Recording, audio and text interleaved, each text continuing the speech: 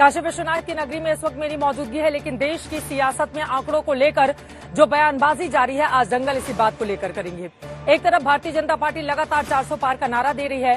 गृह मंत्री अमित शाह की ओर से कहा गया है कि जिन 379 सीटों पर अब तक मतदान हो चुका है, उनमें से 270 से ज्यादा सीटें भारतीय जनता पार्टी जीत चुकी है और 400 पार तो होना सुनिश्चित है। वहीं दूसरी तरफ से दूसरे अलग अलग दलों की ओर से लगातार हुंकार भरी जा रही है। ममता बनर्जी ने 315 का नारा दिया, तो आज मल्लिकार्जुन खड़गे समाजवादी पार्टी के मुखिया अखिलेश यादव के साथ प्रेस कॉन्फ्रेंस करने आए। उनकी ओर से कहा गया कि 300 तक इंडिया गठबंधन का आंकड़ा पहुंच चुका है।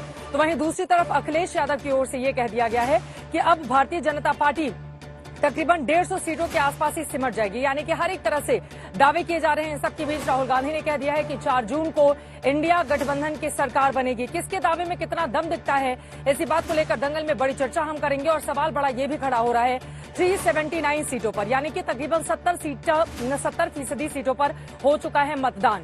लेकिन इन सब के बीच अगर इस तरह की चुनावी बयानबाजी जारी है, तो इसके पीछे क्या हवा का रुख देकर यहाँ पर नेता अलग अलग दावे कर रहे हैं। सवाल यह भी है कि क्या जो स्विंग वोटर, जो आखिरी वक्त पर निर्णय लेता है कि किसको वोट करना है, किसको नहीं करना है, उसको ऑब्लाइज करने के लिए, उसको अपने पक्ष में करने के लिए नेताओं की ओर से इस तरह के बयान दिए जा रहे हैं। आखिरी में आपको बताते चले, तकरीबन 160 सीटों के आसपास मतदान होना है। भारतीय जनता पार्टी एनडीए ने पिछली बार क्लीन स्वीप किया था। यूपीए 10 सीटों के आसपास ही सिमट गई थी। ऐसे में पूरा दम दिखाए जाने की क्या ये कोशिश की जा रही है इंडिया गठबंधन की ओर से, और भारतीय जनता पार्टी 400 पे पार के नारे पर अडिग है, क्या उसमें होगी कामयाब? कई ऐसे सवाल हैं जिसको लेकर आज हम दंगल में बड़ी चर्चा करने वाले हैं। लेकिन उसके पहले दिन भर आज किस तरह से आंकड़ों की जुबानी सियासत की कहानी गढ़ी गई, उसको बताती हुई ये रिपोर्ट देखिए। हम 400 पार के लक्ष्य, इनको 150 से ज्यादा नहीं मिलने वाली, 400 पार के लक्ष्य को पार करने जा रहे हैं। 140 सीटें के लिए भी तरसा देगी। 200 पार नहीं कर सकते। आज इंडिया জোট পড়ে 295 থেকে 300। इनकी 220 से 230 के बीच। जितने नेता उतने दावे उतने नंबर। लोकसभा की लड़ाई में किसको कितनी सीटें मिल रही हैं, इसे लेकर दोनों पक्षों के नेताओं में ओपिनियन पोल जैसी होड़ लगी है। अब की बार 400 पार। निश्चित रूप से भारतीय जनता पार्टी और एनडीए मिलकर हम 400 पार के लक्ष्य को पार करने जा रहे हैं। फिर एक बार मोदी सरकार, अब की बार 400 पार। अब की बार 400 पार के लक्ष्य को भारतीय जनता पार्टी और गठबंधन जो हमारा सहयोगी दल है, सभी मिलकर के उसको लक्ष्य को प्राप्त करेंगे। बीजेपी ने तो चुनावी शंखनाद ही 400 पार के लक्ष्य के साथ शुरू किया था। जैसे जैसे चुनाव आगे बढ़ता गया, 2 चरणों के चुनाव के बाद 400 पार का मध्यम पड़ता नारा एक बार फिर बुलंद होने लगा है।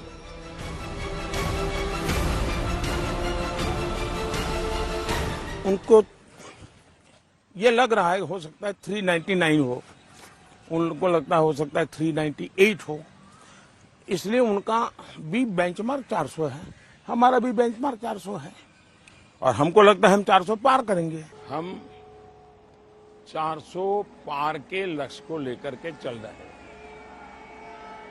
और ये 400 पार ये देश ने कहा है हमको करने के लिए। लेकिन बीजेपी के इस नारे और संकल्प को लेकर विपक्ष को बहुत आशंका है। खासकर 4 चरणों के चुनाव तक मुद्दों पर हुई लड़ाई में अब हथियार बदल दिए गए हैं। अब हाई जोश और कॉन्फिडेंस के साथ मतदाताओं का रुख अपनी ओर करने की कोशिश है, जिसमें इंडिया गठबंधन की ओर से सीरियल अटैक जारी है। मैं शर्त लगाता हूं, अगर वो 400 पार 200 पार नहीं कर सकते। 140 करोड़ की जनता भारतीय जनता पार्टी को 140 सीटों के लिए भी तरसा देगी। मैं उनको धन्यवाद देता हूं, कम से कम वो 600 पार नहीं हो। इंडिया गठबंधन उत्तर प्रदेश में 79 सीटें जीत रहा है। अखिलेश और खड़गे ही नहीं, इंडिया गठबंधन के बड़े घटक दलों का तकरीबन हर नेता अब तक के 4 चरण में गठबंधन को बढ़त के दावे कर रहा है। इसका आधार भले चुनावी सियासत हो, लेकिन 2019 के आंकड़े बताते हैं कि अब तक जिन 379 सीटों पर मतदान हो चुका है, उन सीटों पर 2019 में बीजेपी 206 सीटें जीती थी, जबकि एनडीए को 234 सीटें मिली थी, जबकि 379 में कांग्रेस को सिर्फ 43 सीटें मिली थी और यूपीए 84 सीटों पर जीती थी। अन्य को 61 सीटें मिली थी। मतलब 2019 में कांग्रेस ने जो 52 सीटें जीती थी, उसमें 43 वही सीटें थी जिन पर 4 चरणों में चुनाव हो चुका है। शायद यही वजह है कि कांग्रेस का जोश हाई है और राहुल गांधी लिख लिख कर गारंटी पर गारंटी दिए जा रहे हैं। 4 जून नरेंद्र मोदी हिंदुस्तान के प्रधानमंत्री नहीं रहेंगे, आप लिख के ले लो। हालांकि बीजेपी का दावा कुछ और है। अमित शाह तो कहते हैं कि पिछली बार 379 में 206 सीटें जीती थी, लेकिन इस बार 270 पार हो चुका है। 380 सीटों का चुनाव पूरा हो गया है।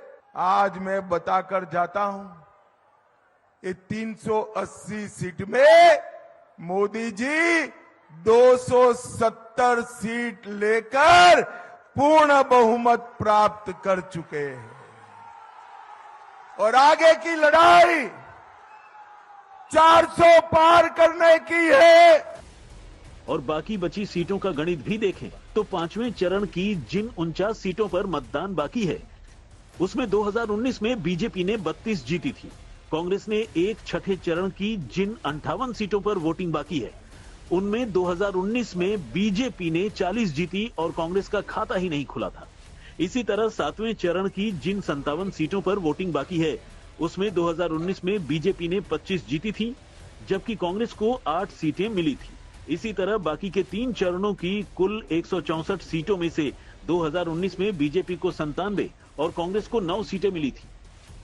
इस हिसाब से पिछली बार के नतीजों को आधार मानकर भी देखा जाए तो बची हुई 164 सीटों में एनडीए 118 सीटों पर, जबकि यूपीए 10 सीटों पर काबिज थी।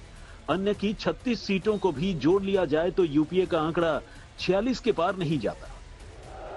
लेकिन ये चुनाव है और चुनावी सियासत में नारे, नंबर, जोश, लिखित, गारंटी सब दावे हैं। दावों का क्या, फैसला मतदाताओं को करना है।